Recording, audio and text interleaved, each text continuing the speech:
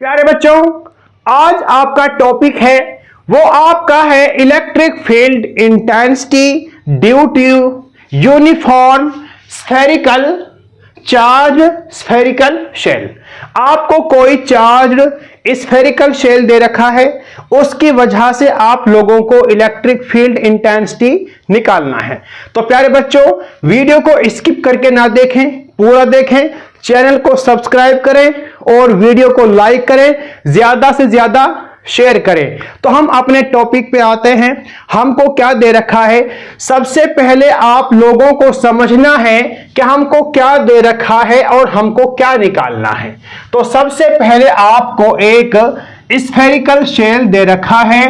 वो spherical shell हमारा uniformly charged है, तो उसकी वजह से आप लोगों को इलेक्ट्रिक फील्ड इंटेंसिटी निकालनी है। तो सबसे पहले हम करते हैं, एक स्फेरिकल शेल मान लेते हैं। क्या मान लेते हैं? एक स्फेरिकल शेल मान लेते हैं। माना कि ये हमारी स्फेरिकल शेल है और इसकी सरफेस के ऊपर हमारा चार्ज यूनिफॉर्मली डिस्ट्रीब्यूटेड है। जो इसकी सरफेस दे रखी है, इस सरफेस के ऊपर चार्ज हमारा यूनिफॉर्मली डिस्ट्रीब्यूटेड है। तो अब हमको इसकी वजह से इलेक्ट्रिक फील्ड इंटेंसिटी निकालनी है। तो इलेक्ट्रिक फील्ड इंटेंसिटी निकालने के लिए यहां पर हमारी दो कंडीशन हो सकती हैं। उन दोनों कंडीशंस की वजह से हम इलेक्ट्रिक फील्ड इंटेंसिटी निकाल सकते हैं। वो कौन कौन सी कंडीशंस हमारी हो सकती हैं?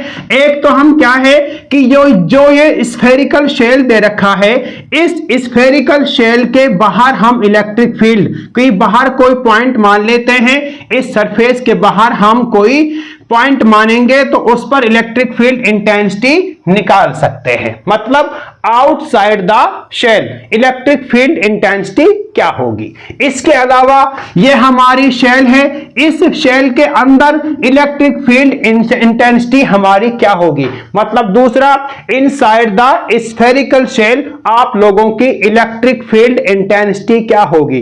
तो हम यहां पर दोनों कंडीशंस को करके देख लेते हैं। सबसे पहली कंडीशंस हम मान लेते हैं कि हमारा कोई पॉइंट है, उस पॉइंट पर कहां, आउटसाइड द शेल। मतलब क्या है, हम यहां पर हेडिंग बना लेते हैं आउटसाइड द शेल, कि शेल के बाहर हमारा इलेक्ट्रिक फील्ड इंटेंसिटी क्या होगी। तो outside the shell electric field intensity निकालने के लिए सबसे पहले हम यहां पर मान लेते हैं, let Q be charge uniformly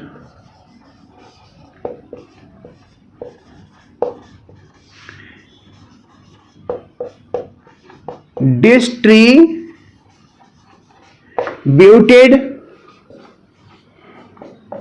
over the surface of a spherical shell of radius r and centre O। तो सबसे पहले हमने क्या माना, सबसे पहले हमने माना कि ये जो स्फेरिकल शेल है, इस स्फेरिकल शेल के सरफेस के ऊपर आपका क्यू जो चार्ज है वो यूनिफॉर्मली डिस्ट्रीब्यूटेड है। और इसके अलावा हमने माना कि जो आप लोगों का ये दे रखा है स्फेरिकल शेल, ये स्फेरिकल शेल है, इसके रेडियस हमने आर मान ली, कैपिटल आर, और इसका सेंटर हमने ओ मान लिया। क्या मान लिया? सेंटर ओ मान लिया। और यही हमने यहां पे लिखा है। तो हमारी पहली कंडीशन कहती है कि हमको outside the shell electric field intensity निकालनी है। तो हम यहां पर करते हैं, माना कि ये हमारा कोई भी P पॉइंट है। ये हमने क्या माना, यहां पर हमने कोई P पॉइंट मान लिया। इस P पॉइंट पर इस यूनिफॉर्मली चार्ज्ड स्फेरिकल शेल की वजह से हमको इलेक्ट्रिक फील्ड इंटेंसिटी निकालनी है। तो हम क्या करते हैं, हम यहां पर इस पी पॉइंट पे होते हुए एक गॉसियन सरफेस मान लेते हैं। क्या मान लेते हैं? एक गॉसियन सरफेस मान लेते हैं। इस सरफेस को हम इसके चारों तरफ मान लेते हैं। क्या माना? इसके चारों तरफ हमने ये गॉसियन सरफेस को मान लिया। इस गॉसियन सरफेस की हमारी रेडियस हमने माना कि ये हमारी रेडियस r है और हमारा क्या है, सेंटर इसका O है। और इस सरफेस को हमने डिनोट कर दिया S1 से कि S1 हमने कोई सरफेस मान ली है। S1 हमने कोई भी सरफेस मान ली है, ठीक है, जिसके रेडियस r है और ये P पॉइंट है, आउटसाइड द स्फेरिकल शेल है। इस पे हमको इलेक्ट्रिक फील्ड इंटेंसिटी निकालनी है। तो हम यहां पर क्या करते हैं, यहां पर हम एक स्मॉल सरफेस एरिया भी मान लेते हैं। क्या मान लेते हैं? यहां पर हम एक स्मॉल सरफेस एरिया मान लेते हैं ds। स्मॉल सरफेस एलिमेंट हमने ds मान लिया। तो यहां पर जब हम इस चार्ज पर, ये आपका यहां पर चार्ज दे रखा है, इसकी वजह से इलेक्ट्रिक फील्ड इंटेंसिटी निकालेंगे। तो इलेक्ट्रिक फील्ड इंटेंसिटी की डायरेक्शन हमारी नॉर्मली आउटवर्ड होगी और जो इसके ऊपर नॉर्मल डाला जाएगा उस नॉर्मल की डायरेक्शन भी आपकी आउटवर्ड होगी, ठीक है। अब यहां पर हमारा क्या है, तो हम यहां पर लिख लेते हैं late S1 be the surface of radius r and center इसका भी हमने O मान लिया। और इलेक्ट्रिक फील्ड इंटेंसिटी इस सरफेस पे हर जगह हमारी क्या रहेगी, सेम रहेगी। क्या रहेगी? सेम रहेगी। तो इसको भी हम लिख लेते हैं, electric field intensity will be same at every point on S1। S1 surface पे हर पॉइंट पर इलेक्ट्रिक फील्ड इंटेंसिटी हमारी क्या होगी, सेम होगी। तो अब हमको क्या करना है, अब यहां पर जब इलेक्ट्रिक फील्ड इंटेंसिटी हमारी सेम होगी तो हम यहां पर जो आपका गॉस लॉ होता है उस गॉस लॉ का यूज कर सकते हैं। पॉज करना। अब यहां पर हमने क्या किया कि यहां पर हमारी गॉसियन सरफेस हो गई। स्मॉल सरफेस एलिमेंट को हमने मान लिया, ये इसका नॉर्मल हो गया। और जो इलेक्ट्रिक फील्ड इंटेंसिटी आप लोग निकालोगे, ये इलेक्ट्रिक फील्ड इंटेंसिटी आप लोगों की नॉर्मली आउटवर्ड हो गई, ठीक है। तो यहां पर हम गॉस लॉ का इस्तेमाल कर सकते हैं। According to Gauss's law, according to Gauss's law, और गॉसिस लॉ आपका क्या कहता है, इलेक्ट्रिक फ्लक्स और a closed surface, electric field lines, number of electric field lines cross the surface area, यह हमारा होता है गॉस लॉ। अब हम इसको जब सॉल्व करेंगे तो हमारा होता क्या है, आप लोगों का होता है कि आप लोगों का इलेक्ट्रिक फील्ड इंटेंसिटी हो गई जब ds वेक्टर को लिखा जाएगा, क्योंकि हम जानते हैं कि जो आपका ds वेक्टर होता है वो n यूनिट वेक्टर और आपका स्मॉल सरफेस एलिमेंट के बराबर आपका ये होता है। तो ds वेक्टर की जगह हम इसको पुट कर देंगे तो ये हमारा निकल के आएगा n unit vector into ds आप लोगों का हो गया। अब आप लोगों को पता है कि जो आपका नॉर्मल है और इलेक्ट्रिक फील्ड इंटेंसिटी है वो दोनों सेम डायरेक्शन में है, तो उनके बीच में एंगल क्या बनेगा, उनके बीच में एंगल बनेगा 0 डिग्री का। कितने का बनेगा? 0 डिग्री का एंगल बनेगा। तो उसको भी हम यहां पर लिख सकते हैं। तो ये आप लोगों का हो जाएगा electric field E into N आपका हो गया, और यहां पर आपका हो जाएगा ds cos 0 डिग्री, ठीक है। तो cos 0 का मान 1 होता है, तो 1 और यूनिट वेक्टर आपका 1 होता है, तो इसको हम डायरेक्ट भी हम यहां पे लिख सकते हैं। हम यहां पे इसको डायरेक्ट भी इस तरह इसको लिखा जा सकता है। और इसका हम यहां पर रीजन लिख सकते हैं, because cos 0 is equal to 1। cos 0 की वैल्यू आपकी 1 होती है, तो 1 होने के साथ में आपका ये निकल के आ जाएगा। तो अब आप लोग इसको आगे सॉल्व करोगे तो आपका आगे निकल के आएगा कि आप लोगों का इलेक्ट्रिक फील्ड इंटेंसिटी हो गया यहां पर, और साथ में आप लोगों का क्या होता है, यह आप लोगों का ds होता है। ds आपका क्या है, सरफेस एरिया। तो इसको सॉल्व करेंगे, E इंटू में आपका क्या हो गया, ds का हो जाएगा s हो जाएगा, तो ये आपका होगा surface area of spherical shell. जो surface area of spherical shell हमारा क्या होता है, इसके साथ हमारा होता है कि आप लोगों का E इंटू में 4 पाई r का स्क्वायर। क्योंकि r का स्क्वायर हमने क्यों लिया, क्योंकि S1 जो हमने सरफेस मानी है, इस S1 सरफेस का हमारा क्या है, जो रेडियस है वो आप लोगों की r है, तो इसीलिए आपका 4 पाई r का स्क्वायर ये निकल के आ जाएगा। तो हमारा क्या हो जाएगा, तो हमारा यहां पे हो सकता है कि जो गॉस थ्योरम आप लोगों की होती है वो क्या होती है, E इंटू में 4 पाई r का square is equal to total charge enclosed by the surface by epsilon not. Epsilon not आपका होता है, यह आपका इलेक्ट्रिक फ्लक्स हो गया अकॉर्डिंग टू गॉस लॉ। तो आपका क्या है, 4 पाई r स्क्वायर इसके अपॉन में चला जाएगा, तो E is equal to 1 by 4 pi epsilon not, इस तरह हम कर सकते हैं, और Q बाई r का स्क्वायर आप लोगों का ये हो जाएगा।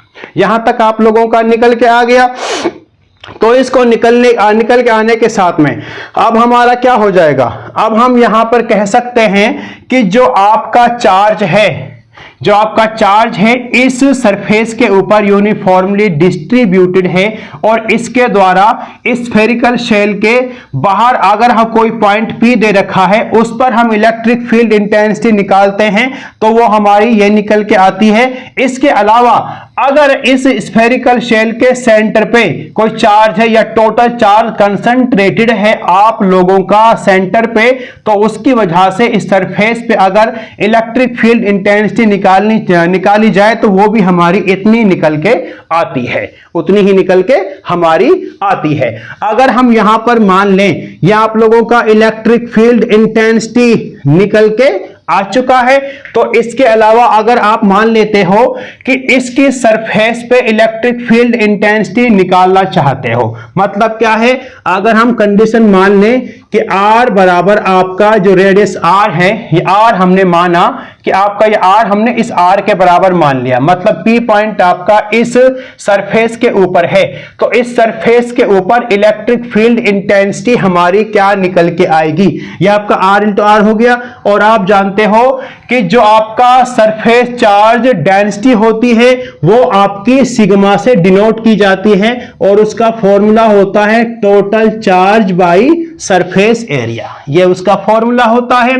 तो यहां पर आप लोगों का टोटल चार्ज निकालना है, तो टोटल चार्ज निकालने के साथ में आपका क्या हो जाएगा, ये आपका total charge is equal to sigma into S हो जाएगा, surface charge density into surface area, और सरफेस एरिया आप लोगों का होता है 4 पाई r का स्क्वायर, 4 पाई r का स्क्वायर। जब आप लोग इस वैल्यू को इसमें पुट करोगे तो क्या हो जाएगा, तो हमारा निकल के आएगा electric field intensity is equal to 1 by 4 pi epsilon not, और यहां पर Q की वैल्यू क्या निकाली आपने, सिग्मा इंटू 4 पाई r का स्क्वायर, और यहां पर हमने r को r के बराबर माना, कैपिटल R के, तो ये r का स्क्वायर हो जाएगा। तो हमारा क्या निकल के आया, 4 पाई से 4 पाई कैंसिल हो गया, r स्क्वायर से r स्क्वायर कैंसिल हो गया, तो आप लोगों का क्या निकल के आया, इलेक्ट्रिक फील्ड इंटेंसिटी हमारी निकल के आई सिग्मा बाई एप्सिलॉन नॉट, ये आप लोगों की निकल के आई है। और ये कब निकल के आई है? जब आपका इलेक्ट्रिक फील्ड इंटेंसिटी इस स्फेरिकल सेल की सरफेस पे आप इलेक्ट्रिक फील्ड इंटेंसिटी निकाल रहे हो, तो उस टाइम इलेक्ट्रिक फील्ड इंटेंसिटी आपकी मैक्सिमम होगी। क्या होगी? उस टाइम आपकी इलेक्ट्रिक फील्ड इंटेंसिटी आपकी मैक्सिमम होगी। तो क्या कहोगे आप लोग, अगर मान लो इसकी सरफेस पे इलेक्ट्रिक फील्ड इंटेंसिटी मैक्सिमम है और आउटसाइड हमारी क्या हो रही है? ये आप लोगों की Q बाई आर का square 1/4 pi epsilon not Q by R का स्क्वायर हो रहा है। तो इसका मतलब क्या है? जैसे जैसे डिस्टेंस बढ़ रहा है उसी के साथ में इलेक्ट्रिक फील्ड इंटेंसिटी हमारी डिक्रीज हो रही है। क्या हो रही है? डिक्रीज हो रही है। डिस्टेंस के साथ में इलेक्ट्रिक फील्ड इंटेंसिटी डिक्रीज होती है। अगर आप लोग यहां पर इसका डायग्राम बनाना चाहो या इसका ग्राफ आप लोग बनाना चाहो, ये तो हमारा हो गया इलेक्ट्रिक फील्ड इंटेंसिटी और ये आपका सेंटर हो गया ओरिजिन। इधर आप लोगों का ये डिस्टेंस r हमने मान लिया, डिस्टेंस r हमने यहां पर मान लिया। अगर हमने माना शुरुआत में कि r हमारा r के बराबर है, ये r हमारा r के बराबर है, तो उस कंडीशन में इलेक्ट्रिक फील्ड इंटेंसिटी हमारी मैक्सिमम होती है। क्या होती है? उस टाइम इलेक्ट्रिक फील्ड इंटेंसिटी हमारी मैक्सिमम है। यहां पर इलेक्ट्रिक फील्ड इंटेंसिटी हमारी मैक्सिमम हो गई। क्या हो गई? मैक्सिमम। और उसके अलावा हमारा क्या है कि जैसे जैसे डिस्टेंस आपका बढ़ता जा रहा है उस टाइम आप लोगों की इलेक्ट्रिक फील्ड इंटेंसिटी क्या है? डिक्रीज होना शुरू हो गई। क्या हो गई? डिक्रीज होना शुरू हो गई। ये कंडीशन हमारी किस में है? जब इलेक्ट्रिक फील्ड इंटेंसिटी हमारी डिस्टेंस के स्क्वायर के इनवर्सली प्रोपोर्शनल है। ये हमारी यहां से डिक्रीज होना शुरू हो गई और यहां पर इलेक्ट्रिक फील्ड इंटेंसिटी हमारी क्या है? मैक्सिमम हम यहां पर मान लेते हैं। ये आप लोगों की कौन सी कंडीशन निकल के आ गई? ये कंडीशन आप लोगों की निकल के आई है जब इलेक्ट्रिक फील्ड इंटेंसिटी आप लोग निकाल रहे हो आउटसाइड द शेल। तो इसको हम एक बार दोबारा समझ लेते हैं। दोबारा समझने के लिए क्या है कि सबसे पहले आपने एक स्फेरिकल शेल मान लिया है जिसकी सरफेस पे चार्ज हमारा यूनिफॉर्मली डिस्ट्रीब्यूटेड है।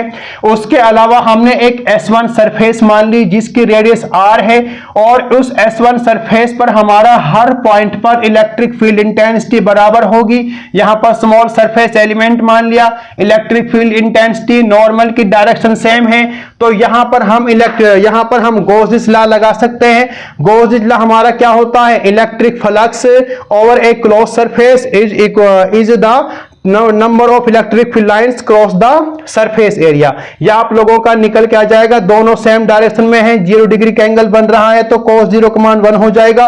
तो E ds आपका निकल के आ गया, ds का आपका इंटीग्रेशन s हो जाएगा। s का मतलब सरफेस एरिया और किसी भी स्फेरिकल शेल का सरफेस एरिया 4 पाई r का स्क्वायर होता है क्योंकि r हमने उसके रेडियस मानी है।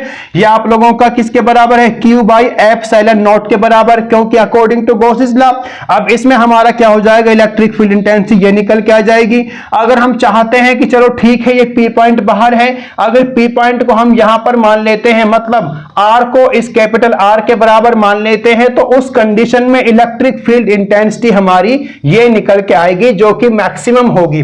तो मैक्सिमम होने के साथ में आगे आगे जो हम जाएंगे तो इलेक्ट्रिक फील्ड इंटेंसिटी की वैल्यू कम होती जाएगी और ये उसका हमने ग्राफ के द्वारा उसको शो किया है। ये फर्स्ट कंडीशन हो गई। अब इसके अलावा हम इसकी सेकंड कंडीशन करेंगे। तो प्यारे बच्चों आप इसको जल्दी से उतार लीजिए या नोट डाउन कर लीजिए।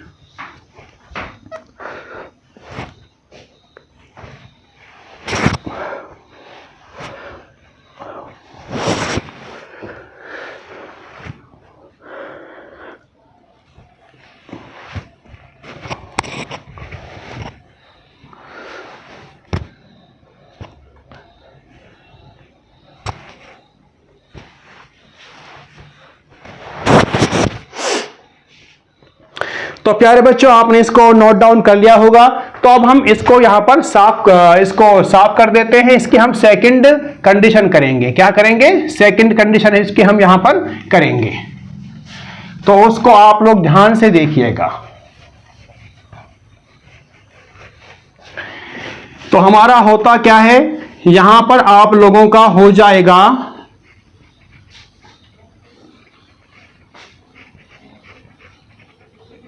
यहां पर आप लोगों का हो जाएगा, ये आप लोगों ने उतार लिया होगा, नोट डाउन कर लिया होगा।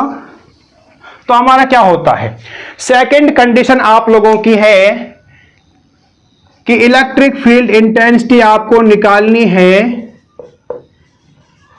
Inside the shell. तो इनसाइड द शेल निकालना है आप लोगों ने। तो सबसे पहले हम एक यूनिफॉर्मली चार्ज्ड स्फेरिकल शेल मान लेते हैं।